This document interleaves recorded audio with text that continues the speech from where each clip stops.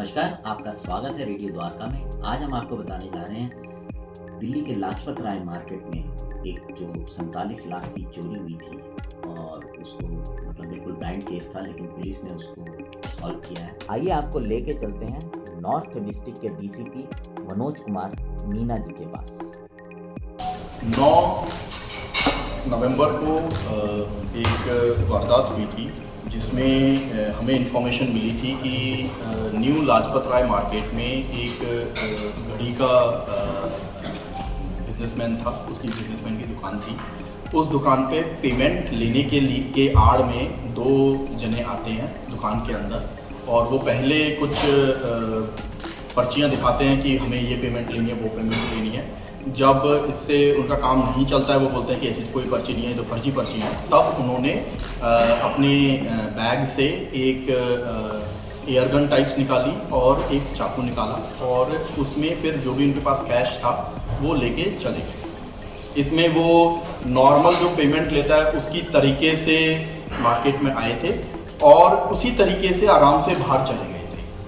Police को ये सूचना व्यापारी ने अराउंड आधे घंटे के बाद दी कि उनके साथ ऐसी कोई वारदात हुई है। इस पे पीएस कोतवाली की टीम और स्पेशल स्टाफ की टीम मौके पे पहुंची, सीनियर अफसर्स भी मौके पे पहुंचे और इसकी हमने छानबीन चालू की एफआईआर दर्ज करने के बाद। छानबीन के दौरान करीब 500 से अधिक सीसीटीवी कैमरास देखे गए और इसमें सेफ सिटी जो हमारा प्रोजेक्ट चल रहा है उसके कैमरेज ने भी बहुत ज़्यादा हमारी मदद की, जिनकी वजह से ये केस खुला। ये कैमरेज देखने के बाद हमें ये पता लगा कि जिसने भी ये वारदात का इंतज़ाम दिया था उसने बहुत सारी तरीके से बचने की कोशिश की थी। उसने कोई व्हीकल यूज़ नहीं किया वारदात की जगह के आसपास।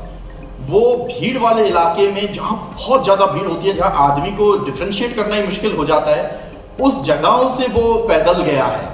साथ ही साथ उसने पब्लिक ट्रांसपोर्ट का यूज़ किया है, शेयर्ड ट्रांसपोर्ट का, ताकि कुछ पता ही ना लग पाए कि वो किस तरीके से आया, किस तरीके से गया।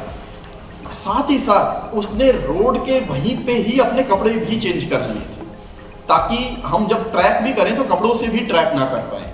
इन सब चीज़ों के बावजूद हमारी कोतवाली और स्पेशल स्टाफ की डेडिकेटेड टीम ने इस केस को खोला है और इसमें हमने 2 जनों को गिरफ्तार किया है। इनमें से एक है जो मेन रॉबर है, जिसने ये जो वेपन्स हैं वो दिखाए थे, और एक है जिसने ये मुखबिरी की थी, जिसने इंफॉर्मेशन पास ऑन की थी।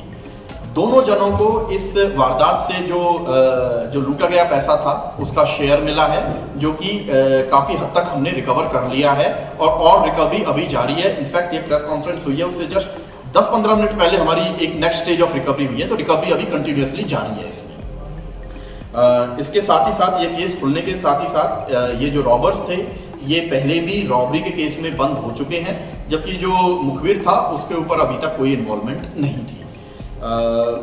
इसमें एक और चीज़ मैं मेंशन करना चाहूँगा कि ये जो रॉबर्स थे, इन्होंने ना कि सिर्फ जिस दिन वारदात हुई थी, बट वारदात के बाद भी पुलिस से बचने के लिए जो भी इन पे आता था वो सब किया। इन्होंने फ़ोन यूज़ करना बंद किया अपना, घर से ये गायब हो गए थे। तो इवन आइडेंटिफिकेशन के बाद इन्होंने पूरी मेहनत की, जिसकी वजह से ये लोग पकड़े ना जा सके। इनको पंजाब लुधियाना से पकड़ा गया है। वहाँ पे भी जो लुधियाना सेफ सिटी के कैमरेज थे उनसे काफ़ी मदद मिली, लुधियाना सेफ सिटी प्रोजेक्ट से। तो Delhi safe city project and Ludhiana safe city project दोनों ने ही इस केस में काफ़ी मदद की। एंड साथ ही साथ इसमें हमारी टीम का भी बहुत ज़ोरदार एफर्ट रहा कि पैरेलल टीम्स अलग अलग स्टेटों में गई हुई थी, जहाँ जहाँ से इंफॉर्मेशन आ रही थी। वो टीम के बीच में कोऑर्डिनेशन बड़ा अच्छा था। वो टीम कोतवाली से भी थी, ऑपरेशन सेल से भी थी, एंड उनके बीच में बड़ा अच्छा कोऑर्डिनेशन रहा, जिसकी वजह से ये हम इसको पकड़ पाए, इवन विदाउट जो नॉर्मल तरीका होता है कि भाई लोकेशन ले लो और उससे जाके वहाँ पकड़ लो। ये सब चीज़ें फेल हो गई थी, फिर भी हमारी टीम ने बहुत अच्छा काम करके इन रॉबर्स को पकड़ा है। अपनी रोजमर्रा की जिंदगी में सावधानी बरतने का प्रयास करें। विशेष तौर पर आजकल जो साइबर क्राइम हुए हैं उनसे आप अगर सजग रहेंगे, उनके बारे में जागरूक रहेंगे, तो आप अपने को काफी सारे जो संभावित होने वाले नुकसान है उनसे बचा सकते हैं। अब आपसे विदा लेते हैं, बने रहें रेडियो द्वारका के साथ।